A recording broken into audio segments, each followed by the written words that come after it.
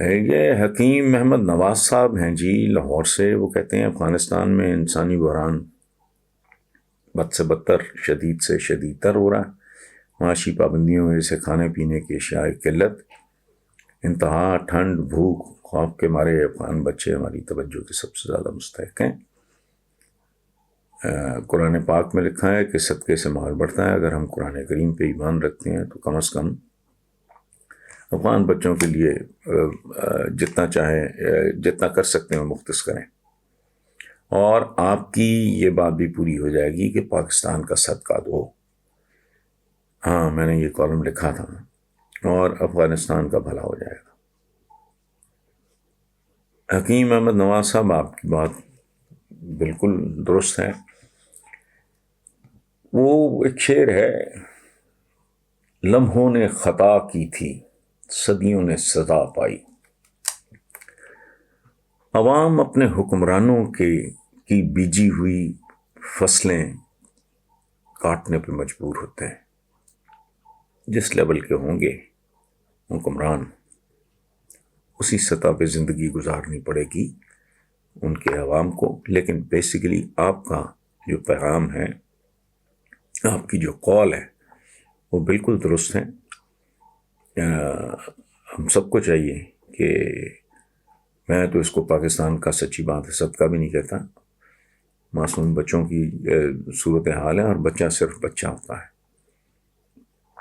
تو پاکستانی ماشاءاللہ ان معاملات میں بڑے حوصلے والے لوگ ہیں۔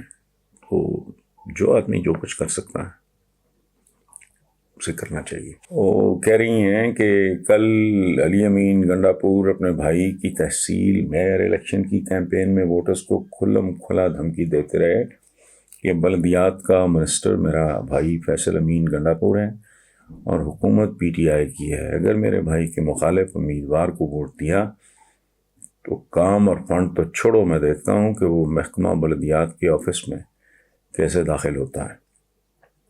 اگر الیکشن اس کا نام ہے تو پھر بہتر ہے کہ چیف الیکشن کمشنر اپنا دفتر بند کر کے گھر چلے جائیں۔ کیوں جمہوریت کو بدنام کر رہے ہیں؟ زینب بیٹا، میری تو انگلیاں گھس گئیں۔ اٹس نیئرلی 30 ایئرس، نیئرلی نہیں، ایگزیکٹلی تقریباً 30 ایئرس۔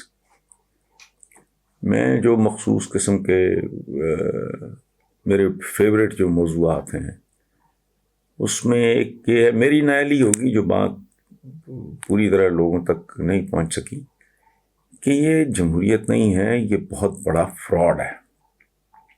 یہ مخصوص لوگوں کا ایک کلب ہے جس نے یہ بیلٹ باکس اور یہ اور وہ۔ دوسری بات یہ ہے کہ ایک بہت بڑی کانٹرڈکشن ہے، اگر ہم اپنے ملک کے نام کو سامنے رکھیں، اسلامی جمہوریہ پاکستان۔ اسلام میں تو بنیادی طور پہ آپ کو پتہ ہے کہ حکمت کیا ہے، فلسفی کیا ہے، کہ وہ شخص جو خود کو کسی عہدے، کسی منصب کے لیے پیش کرے، وہ اس منصب کے لیے، اس عہدے کے لیے سب سے بدترین آدمی ہے۔ تو یہاں کیا ہوتا ہے، بندے اس کے لیے پتہ نہیں لابنگ کرتے ہیں، کیمپیننگ کرتے ہیں، پیسہ خرچ کرتے ہیں، جھوٹ بولتے ہیں۔ سو اسلامی جمہوریہ پاکستان، یہ مسلمانوں والی جمہوریت تو ویسٹرن ڈیموکریسی ہے، گورا دے گیا۔ اور ہم وہ لوگ ہیں جو دلتیاں بہت جھاڑتے ہیں، باتیں بات کرتے ہیں، لیکن اوقات کا ہمیں اپنی اوقات کی سمجھ نہیں ہے۔ ہمارا فیوریٹ ترین کھیل کیا ہے؟ گورے کا دیا ہوا کرکٹ۔ بچے آج کی جو یہ نسل ہے، ان کے فیوریٹ فوڈ ان کا کیا ہے؟ پیزاز اور یہ پاسٹاز اور یہ نوڈلز اور یہ پتہ نہیں کیا کیا۔ فیوریٹ میڈیم آپ کا کیا ہے جی؟ وہ انگلش ہے۔ کیا مطلب؟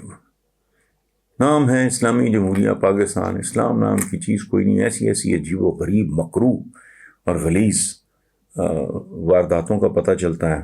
حکمران کرپٹ ہیں، سب جانتے ہیں ہم سب لوگ۔ سو آپ اس کو الیکشن یا اس طرح نہیں، انسان جب تک مکمل طور پہ آزاد نہیں ہوتا جمہوریت ہو نہیں سکتی. ٹرائبل سسٹم میں ہوتی تھی, بندہ کھڑا ہو کے بات کرتا تھا, وہ سر جی صاحب جی کا کلچر نہیں تھا.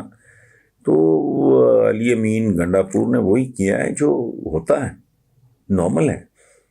ذوالفقار علی بھٹو صاحب کو قائد عوام کہتے تھے. He was one of the most popular leaders ever produced by Pakistanis یا پاکستان. تو ایک سلمان ہوتے تھے, میں نے قصور سے ان کی بہوؤں بیٹیوں بہنوں کو اٹھوا کے تھانے, جے رحیم کو مار پڑوائی جو ان کے باپ کی طرح تھے, ایج کی طرح. مینٹور تھے بھٹو کے, بہت بڑے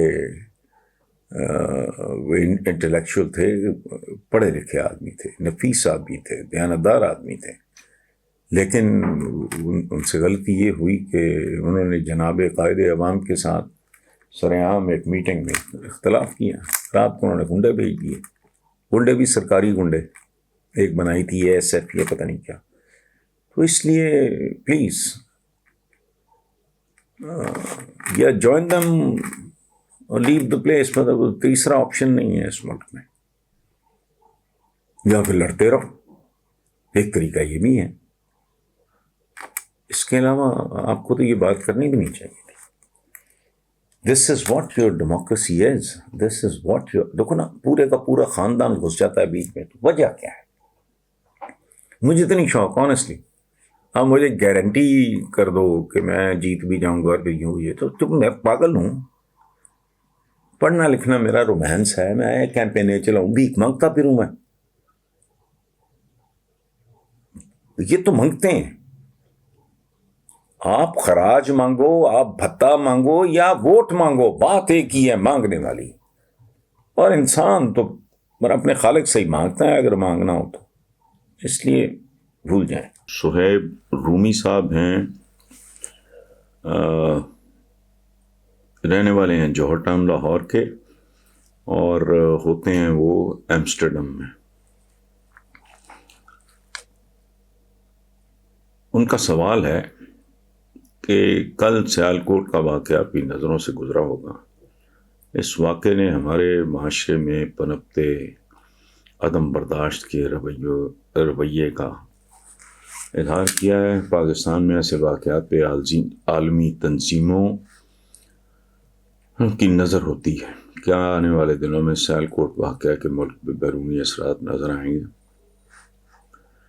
صہیب صاحب, اس کو تو گولی ماریں, ڈوب مرنے کو دل کرتا ہے. یہ عدم برداشت نہیں ہے, یہ جہالت کی انتہا ہے. یعنی آپ عدالتیں, ہر آدمی اپنے طور پہ ایک عدالت بنا ہوا ہے. یہ شرمناک رویہ ہے. میں نے اس آدمی کی اپنی اہلیہ کے ساتھ اور بچوں کے ساتھ تصویر دیکھی ہے, میں کہاں اٹھاؤں. یہ قہر نازل ہونے والی بات ہے. اور ایک اور بات, یہ ہمارا کلچر بن گیا ہے. یہ عدم برداشت سے زیادہ یہ پاگل پن ہے, جہالت ہے. تم کون ہوتے ہو فیصلہ کرنے والا؟ یہ عدالتیں ہیں, قانون ہیں, تم کو یہ نوکھے مسلمان ہو. اچھا, میں نے آج جو کالم لکھا اس کا ایک میں پیرا پڑھ دیتا ہوں, آپ کو شاید جواب مل جائے. سانحہ سیالکوٹ پہ جو لکھنا چاہتا ہوں وہ لکھ نہیں سکتا. ہمارے وزیر اطلاعات چودھری فواد کہتے ہیں ہم نے ٹائم بام لگا دیے ہیں, انہیں ناکارہ نہ کیا تو وہ پھٹیں گے. میں اپنے دوست اور بھائی چودھری فواد سے یہ کہنا چاہتا ہوں کہ وہ پھٹیں گے نہیں, وہ مسلسل پھٹ رہے ہیں. آپ چین ری ایکشن کا انتظار کریں. چین ری ایکشن یہ ہے کہ ایک بہت بڑا اگر بم گرے تو پھر بم سے بم آٹومیٹکلی ایک چین سی بن جاتی ہے. اور میں نے 3 دسمبر 2021 کو جو کالم لکھا اس کے آخری چند جملے میں پڑھ دیتا ہوں. ہم ریلیکس نہیں، انتہائی ٹینس ترین ہجوم ہے جس میں زہریلے سانپ سرسرا رہے ہیں. ہم نارمل نہیں، ایک انتہائی ایب نارمل معاشرہ ہیں جس کے مستقبل کے آگے سوالیہ نشان آبادی کی طرح بڑھتے جا رہے ہیں. This is the end. اس کو روکنا آسان نہیں ہے.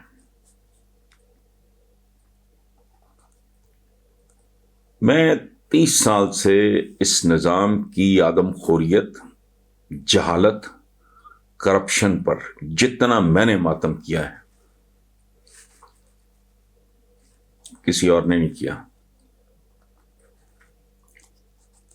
تو میں نے بہت کچھ لکھا. ایک بار میں نے چینلز پہ بھی کہا، لکھا بھی، کہ اگر ایک گٹھڑی ہے بھوسے کی، جسے پنجابی میں توڑی کہہ لیں، وہ گٹھڑی بہت بڑی سر پہ اٹھائے جا رہا ہے، اس کا ویٹ نہیں ہوتا، وزن بہت ہوتا ہے. گٹھڑی کھل جائے اور تیز آندھی آ جائے تو نہ ٹارزن نہ کوئی افلاطون اسے روک سکتا ہے.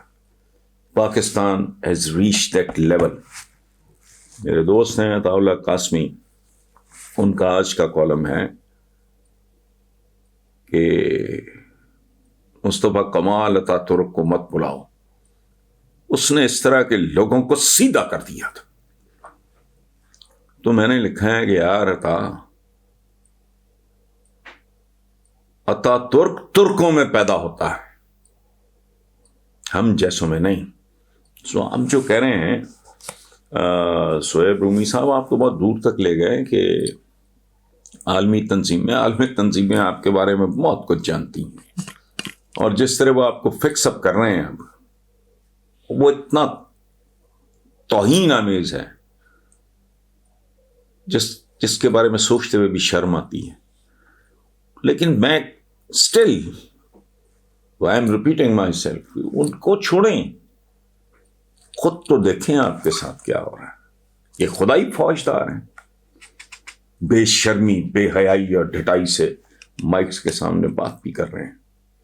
ایک معصوم آدمی اپنے بچوں کے لیے رزق کمانے یہاں آیا، اس کو تو نہ آپ کے دین کا پتہ ہے، نہ وہ پتہ نہیں کو پوسٹر بتا رہا تھا کہ اتنا بڑا گناہ ہے. یہ تو درندے بھی نہیں کرتے. بھوکا بھیڑیا، بھوکے کتے کسی انسان کو پڑ جائیں، اس کو چیر پھاڑ کے کھا کھو کے باقی چھوڑ جائیں کہ آگ نہیں لگائیں گے. لیکن سبحان اللہ،